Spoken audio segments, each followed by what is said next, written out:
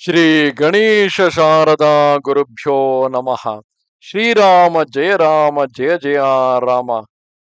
ಸಮುದ್ರಕ್ಕೆ ಸೇತುವೆಯನ್ನು ಕಟ್ಟಿಯಾಯಿತು. ಕಪಿ ಸೈನ್ಯವು ಸಮುದ್ರವನ್ನು ದಾಟಲು ಸಿದ್ಧವಾಗಿದೆ. ಅತ್ತ ಲಂಕೆಯಲ್ಲಿ ತಳಮಳ ಆರಂಭವಾಗಿದೆ.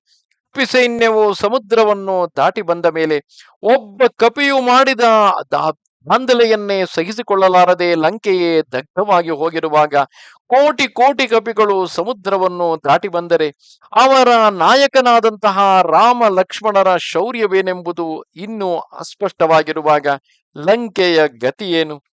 ಜೊತೆಯಲ್ಲಿಯೇ ಅವರಿಗೆ ಮಾರ್ಗದರ್ಶನ ಮಾಡುವ ಸಲುವಾಗಿ ಸ್ವತಃ ಶತ್ರು ಪಾಳೆಯದ ಅಂದರೆ ರಾವಣನ ಸಹೋದರನೇ ಆದಂತಹ ವಿಭೀಷಣನೇ ಜೊತೆಯಲ್ಲಿದ್ದಾನೆ. ವಿಭೀಷಣನ ಮಾರ್ಗದರ್ಶನದಲ್ಲಿ ಶ್ರೀರಾಮನ ಸೇನೆ ಲಂಕೆಯ ಕಡೆ ಪ್ರಯಾಣ ಬೆಳೆಸಿತು. ಕೆಲವರು ಸೇತುವೆಯ ಅಂಚಿನಲ್ಲೂ ಕೆಲವರು ಮಧ್ಯಭಾಗದಲ್ಲೂ ನಡೆಯುತ್ತಾ ಹೋದರು. ಕೆಲವರು ಆಕಾಶ ಮಾರ್ಗದಲ್ಲಿ ಹಾರುತ್ತಾ ಲಂಕೆಯ ಕಡೆಗೆ ಹೊರಟರು. ಮತ್ತೆ ಕೆಲವರು ವಾನರರು ನೀರಿನಲ್ಲಿ ಈಜುತ್ತಾ ಹೋದರು. ಆ ವಾನರ ಸೇನೆಯ ಕಲಕಲ ಧ್ವನಿಯಿಂದ ಭೂಮ್ಯಾಕಾಶಗಳು ತುಂಬಿ ಹೋದವು. ಭೋರ್ಗರೆದು ಅಟ್ಟಹಾಸ ಮಾಡುತ್ತಿದ್ದ ಸಮುದ್ರದ ಘೋಷವು ಅದರ ಮುಂದೆ ಅಡಗಿ ಹೋಯಿತು. ಮುಂದೆ ಹಾಗೆ ಪ್ರಯಾಣ ಮಾಡುತ್ತಾ ಮಾಡುತ್ತಾ ಕಪಿಸೇನೆ ಸಮುದ್ರದ ದಕ್ಷಿಣ ತೀರಕ್ಕೆ ಬಂದಿಳಿಯಿತು. ಅನಂತರ ವೀರನಾದ ಶ್ರೀರಾಮನು ಸಮರ ನೀತಿಯನ್ನು ಅನುಸರಿಸಿ ಸೇನೆಯನ್ನು ವ್ಯೂಹವಾಗಿ ವಿಭಜಿಸಿದನು. ಅಂಗದ ನೀಲರು ಭಾಗದಲ್ಲಿಯೂ, ವೃಷಭನು ದಕ್ಷಿಣದಲ್ಲೂ, ಗಂಧಮಾದನನು ಎಡಭಾಗದಲ್ಲೂ ತಮ್ಮ ತಮ್ಮ ವಾಹಿನಿಯೊಡನೆ ಸಿದ್ಧರಾದರು. ಜಾಂಬವಂತ ಸುಷೇಣರು ವ್ಯೂಹದ ಮಧ್ಯಭಾಗದಲ್ಲಿ ನಿಂತರು. ಸೇನಾ ರಕ್ಷಣೆಗೆಂದು ಸುಗ್ರೀವನು ಹಿಂಭಾಗದಲ್ಲಿ ಸಜ್ಜಾದನು. ಸ್ವತಃ ಶ್ರೀರಾಮನೇ ಲಕ್ಷ್ಮಣನೊಡನೆ ಸೇನೆಯ ಮುಂಭಾಗದಲ್ಲಿ ನಿಂತನು. ಹೀಗೆ ಆ ಮಹಾಸೇನೆ ಯುದ್ಧಕ್ಕೆ ಸಜ್ಜಾಗಿ ನಿಂತಿತು. ಆ ಹೊತ್ತಿಗೆ ರಾವಣನು ಶ್ರೀರಾಮನ ಸೇನೆಯ ಬಲಗಳನ್ನು ಪರೀಕ್ಷಿಸಬೇಕೆಂದು ಶುಕ ಮತ್ತು ಸಾರಣರೆಂಬ ಇಬ್ಬರು ಮಂತ್ರಿಗಳನ್ನು ಕಳುಹಿಸಿದನು. ಅವರು ಶ್ರೀರಾಮನನ್ನು ಅವನ ಅಗಾಧವಾದ ವಾನರ ಸೇನೆಯನ್ನು ಕಂಡು ಭೀತರಾದರು. ಆ ಸೇನೆಯೊಡನೆ ಯುದ್ಧ ಮಾಡಿದರೆ ತಮಗೆ ಖಂಡಿತ ಉಳಿಗಾಲವಿಲ್ಲವೆಂದು ಅವರಿಗೆ ನಿಶ್ಚಯವಾಯಿತು. ಅವರು ರಾವಣನ ಆಸ್ಥಾನಕ್ಕೆ ಬಂದರು. ಮಹಾಪ್ರಭು, ಈ ಯುದ್ಧದಲ್ಲಿ ಗೆಲ್ಲುವ ಆಸೆಯನ್ನು ಬಿಟ್ಟು ಬಿಡಿ. ಶ್ರೀರಾಮನ ಸೈನ್ಯವು ಸಾಗರದಂತೆ ಅಗಾಧವಾಗಿದೆ.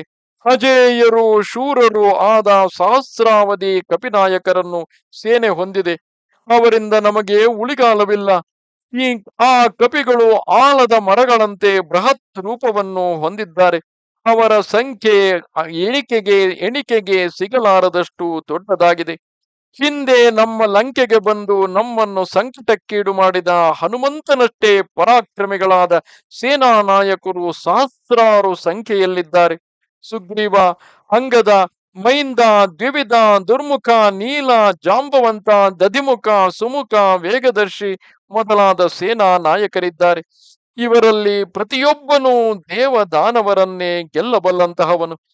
ಇನ್ನು ಶ್ರೀರಾಮನ ಪರಾಕ್ರಮವಂತೂ ಹೇಳಲೇ ಅಸಾಧ್ಯ. ಆದ್ದರಿಂದ ರಾವಣೇಶ್ವರ, ನಾವು ಯುದ್ಧದಲ್ಲಿ ತೊಡಗುವುದು ಬೇಡ. ಯುದ್ಧದಿಂದ ನಮ್ಮ ವಿನಾಶ ತಪ್ಪದು. ನೀವು ಈಗಲೇ ಸೀತಾದೇವಿಯನ್ನು ಶ್ರೀರಾಮನಿಗೆ ಒಪ್ಪಿಸಿ ಲಂಕೆಯನ್ನು ಉಳಿಸಿ ಎಂದರು. ಆ ಶುಕ ಸಾರಣರೆಂಬ ದೂತರ ಮಾತನ್ನು ಕೇಳಿ ರಾವಣನು ಕೋಪಗೊಂಡು, ನಿಮ್ಮ ತಲಹರಟೆ ಸಾಕು. ರಾಮನ ಸೈನ್ಯವನ್ನು ನೋಡಿ ಬನ್ನಿ ಎಂದು ಹೇಳಿದೆ ಅಷ್ಟೇ. ನಿಮ್ಮ ಬುದ್ಧಿವಾದವನ್ನು ಕೇಳಲಿಲ್ಲ. ನಾನು ಯುದ್ಧ ಮಾಡುವುದು ಖಂಡಿತ ಎಂದನು. ಆಗ ಮಾಲ್ಯವಂತನೆಂಬ ರಾಕ್ಷಸನು ಎದ್ದು ನಿಂತುಕೊಂಡನು. ಅವನು ರಾವಣನ ಚಿಕ್ಕ ತಾತ, ಅಂದರೆ ರಾವಣನ ತಾಯಿ ಕೈಕಸಿಯ ಚಿಕ್ಕಪ್ಪ. ಅವನು ಹೇಳುತ್ತಾನೆ, ರಾವಣ, ನಾನು ಹೇಳುವ ಒಂದೆರಡು ಮಾತುಗಳನ್ನು ಕೇಳು. ರಾಜನಾದವನು ವಿದ್ಯಾವಂತನಾಗಿರಬೇಕು, ನೀತಿಶಾಸ್ತ್ರವನ್ನು ಅರಿತಿರಬೇಕು, ಧರ್ಮಿಷ್ಠನಾಗಿರಬೇಕು. ಅಂತಹವನು ಬಹುಕಾಲ ರಾಜ್ಯವಾಳುತ್ತಾನೆ. ಯುದ್ಧದ ಪ್ರಸಂಗ ಬಂದಾಗ ಎದುರಾಳಿಯ ಶಕ್ತಿಯನ್ನು ಗಮನಿಸುತ್ತಾನೆ. ಶತ್ರುವು ತನಗಿಂತಲೂ ಶಕ್ತಿವಂತನಾಗಿದ್ದರೆ ಆಗ ಸಂಧಿ ಮಾಡಿಕೊಳ್ಳುತ್ತಾನೆ. ತನಗಿಂತ ದುರ್ಬಲನಾಗಿದ್ದರೆ ಮಾತ್ರ ಯುದ್ಧ ಮಾಡುತ್ತಾನೆ. ಈಗ ಶ್ರೀರಾಮನ ಸೈನ್ಯ ನಮ್ಮ ಸೈನ್ಯಕ್ಕಿಂತ ಬಲಿಷ್ಠವಾಗಿದೆ. ಆದ್ದರಿಂದ ನಾವು ಸಂಧಿಯನ್ನು ಮಾಡಿಕೊಳ್ಳುವುದು ಜಾಣತನ. ಅಲ್ಲದೆ ಯುದ್ಧ ಎಂದರೆ ಏನು? ಇಬ್ಬರು ರಾಜರಿಗೆ ಅಥವಾ ಎರಡು ಪಂಗಡಗಳಿಗೆ ಘರ್ಷಣೆಯಾಗುವುದು. ಯುದ್ಧಕ್ಕೆ ಕಾರಣವೇನು? ಇಬ್ಬರಲ್ಲಿ ಒಬ್ಬರು ತಪ್ಪು ಮಾಡಿರುತ್ತಾರೆ, ಇನ್ನೊಬ್ಬರಿಗೆ ಅನ್ಯಾಯವಾಗಿರುತ್ತದೆ. ಆದ್ದರಿಂದ ಪರಸ್ಪರರು ಹೊಡೆದಾಡುತ್ತಾರೆ. ಅಂದರೆ ಯುದ್ಧ ಮಾಡುವಾಗ ಎರಡು ತತ್ವಗಳಿಗೆ ಘರ್ಷಣೆಯಾಗುತ್ತದೆ. ಅದರಲ್ಲಿ ಒಂದು ಧರ್ಮ, ಮತ್ತೊಂದು ಅಧರ್ಮ. ರಾವಣ ಬಹಳ ದುಃಖದಿಂದ ಒಂದು ಮಾತು ಹೇಳಬೇಕಾಗಿದೆ. ಅದೇನೆಂದರೆ, ನೀನು ಅನೀತಿವಂತನಾಗಿ ಬಾಳುತ್ತಿದ್ದೀಯೆ, ಅಧರ್ಮ ಕಾರ್ಯವನ್ನು ಮಾಡುತ್ತಿದ್ದೀಯೆ. ಆದ್ದರಿಂದ ಈ ಯುದ್ಧದಲ್ಲಿ ನಿನ್ನದು ಅಧರ್ಮ ಪಕ್ಷ, ಶ್ರೀರಾಮನದು ಧರ್ಮದ ಪಕ್ಷ. ಧರ್ಮ ಮತ್ತು ಅಧರ್ಮಗಳಿಗೆ ತಾಕಲಾಟವಾದಾಗ ಧರ್ಮವೇ ವಿಜಯ ಹೊಂದುತ್ತದೆ. ಆದ್ದರಿಂದ ಈಗ ಯುದ್ಧ ನಡೆದರೆ ಶ್ರೀರಾಮನು ಗೆಲ್ಲುವುದು ಖಂಡಿತ.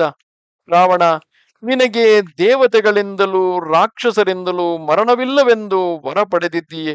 ಆದರೆ ಈ ಲೋಕದಲ್ಲಿ ದೇವತೆಗಳು, ರಾಕ್ಷಸರು ಅಷ್ಟೇ ಅಲ್ಲದೆ ಇನ್ನೂ ಅನೇಕ ರೀತಿಯ ಜೀವಿಗಳು ಇವೆ. ಈಗ ನಮ್ಮೊಡನೆ ಯುದ್ಧಕ್ಕೆ ಬಂದಿರುವುದು ದೇವತೆಗಳು ಅಲ್ಲ, ರಾಕ್ಷಸರು ಅಲ್ಲ.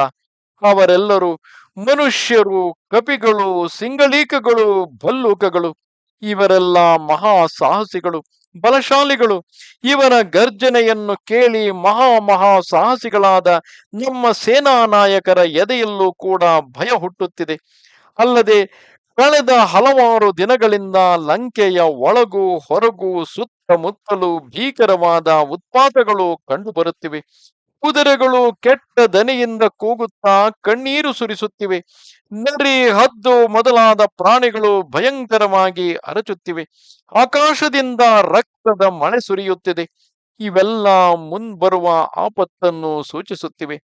ಶ್ರೀರಾಮನು ಸಾಮಾನ್ಯನಲ್ಲ, ಕೇವಲ ಮನುಷ್ಯನಾಗಿದ್ದರೆ, ಅಂದ್ರೆ ಶ್ರೀರಾಮನು ಕೇವಲ ಸಾಧಾರಣ ಮನುಷ್ಯನಾಗಿದ್ದರೆ ಕೋಟಿ ಕೋಟಿ ಕಪಿಗಳು ಅವನೊಡನೆ ಹೇಗೆ ಸಹಕರಿಸುತ್ತವೆ? ಸಮುದ್ರವನ್ನು ಹಾರುವ ಶಕ್ತಿ ಆ ಹನುಮಂತನಿಗಾದರೂ ಹೇಗೆ ಬಂತು? ಕೆಲವೇ ದಿನಗಳಲ್ಲಿ ಅಗಾಧವಾದ ಸೇತುವೆಯನ್ನು ಕಟ್ಟಲು ಕಪಿಸೇನೆಗೆ ಸಾಧ್ಯವಾಗಿತ್ತಾದರೂ ಹೇಗೆ? ಏಕೆಂದರೆ ಯಾವುದಾದರೂ ಒಳ್ಳೆಯ ಕೆಲಸವನ್ನು ಮಾಡಲು ನಾವು ಹೊರಟರೆ ಎಲ್ಲ ದೈವ ಸಹಾಯವೂ ದೊರೆಯುತ್ತದೆಂದು ಹೇಳುವರಲ್ಲವೇ? ಆ ಕೆಲಸವನ್ನು ಮಾಡುವಾಗ ನಮ್ಮ ಮನಸ್ಸು ಸಮಾಧಾನದಿಂದಿದ್ದು ನಾವು ಸದಾಕಾಲ ಧರ್ಮದ ವಿಚಾರವಾಗಿ ಕುರಿತೇ ಆಲೋಚಿಸುತ್ತಿರಬೇಕು. ಆಗ ಮಾತ್ರವೇ ದೈವ ಸಹಾಯವು ದೊರೆಯುತ್ತದೆ. ಆದ್ದರಿಂದ ಇದೆಲ್ಲವನ್ನೂ ಗಮನಿಸು. ಶ್ರೀರಾಮನ ಬಳಿಗೆ ಹೋಗಿ ಸೀತಾದೇವಿಯನ್ನು ಒಪ್ಪಿಸು. ಅವನ ಕ್ಷಮೆಯನ್ನು ಕೇಳಿಕೊ. ಅವನು ಕ್ಷಮಾಶೀಲ, ನಿನ್ನ ತಪ್ಪನ್ನು ಅವನು ಕ್ಷಮಿಸುತ್ತಾನೆ ಎಂದನು. ಮಾಲ್ಯವಂತನ ಮಾತುಗಳನ್ನು ಕೇಳಿ ರಾವಣನಿಗೆ ಅಸಾಧ್ಯವಾದ ಕೋಪ ಬಂತು. ಅವನ ಕಣ್ಣು ಕೆಂಪಗಾಯಿತು. ಅವನು ತನ್ನ ಕಣ್ಣಾಲಿಗಳನ್ನು ತಿರುಗಿಸುತ್ತಾ, ತಾತ, ಇದೇನು ವ್ಯರ್ಥವಾದ ಆಲಾಪ? ಅಲ್ಪ ಮನುಷ್ಯನೊಬ್ಬನನ್ನು ಇಷ್ಟೊಂದು ಹೊಗಳುವುದರ ಅರ್ಥವೇನು? ರಾಮನನ್ನು ದೊಡ್ಡವನನ್ನಾಗಿ ಮಾಡಿ ನನ್ನ ಪೌರುಷ ಪರಾಕ್ರಮಗಳನ್ನು ಹೀಗಳೆಯಲು ಕಾರಣವೇನು? ನನ್ನನ್ನು ಕಂಡರೆ ನಿಮಗೂ ಆಗದೇನು? ನಾನು ರಾಜನಾಗಿದ್ದೇನೆಂದು ನಿಮಗೆಲ್ಲ ಹೊಟ್ಟೆ ಉರಿಯೇನು? ನಾನು ಕಷ್ಟಪಟ್ಟು ಕರೆದುಕೊಂಡು ಬಂದಿರುವ ಸೀತೆಯನ್ನು ಖಂಡಿತ ಹಿಂದಿರುಗಿಸುವುದಿಲ್ಲ. ನಾನು ಯುದ್ಧ ಮಾಡಿಯೇ ತೀರುತ್ತೇನೆ. ಸುಗ್ರೀವನೇ ಬರಲಿ, ಲಕ್ಷ್ಮಣನೇ ಬರಲಿ, ಸ್ವತಃ ಆ ರಾಮನೇ ಬಂದರೂ ಸರಿಯೇ, ಎಲ್ಲರನ್ನೂ ಯಮಪುರಿಗೆ ಅಟ್ಟುವೆನು ಎಂದನು. ಸೇನಾಧಿಪತಿಗಳನ್ನು ಕುರಿತು ಸೇನೆಯನ್ನು ಯುದ್ಧಕ್ಕೆ ಸಿದ್ಧಗೊಳಿಸಿ ಎಂದು ಆಜ್ಞೆ ಕೊಟ್ಟನು.